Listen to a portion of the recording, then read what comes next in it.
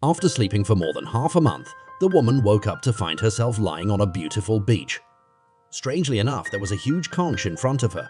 She was puzzled and got up to look around and shouted a few times, but there was no response. So she picked up the conch and blew on it, and to her surprise, a blonde woman appeared not far away.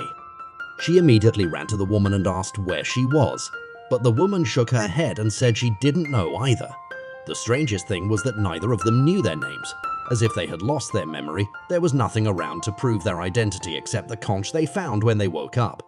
At this moment, the blonde woman suddenly took out a dagger and said this was all she had when she woke up. During the conversation, the blonde woman was obviously a bit wary and suddenly asked the brunette to give him the conch. I didn't expect to be overpowered by the brunette in the next second.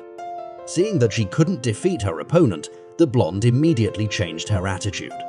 While the two were arguing, a young man ran into the distance and told them that there were several other people in the neighborhood.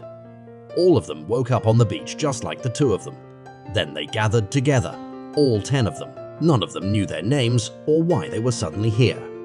There was speculation that they might have crashed a plane or been shipwrecked and drifted to the shore, but there's no luggage anywhere near the beach to prove it, and everyone was unharmed and no bodies were found floating in the sea, and most of all, they were all wearing very similar clothes. Just then, the blonde suddenly noticed something on the collar of the woman next to her.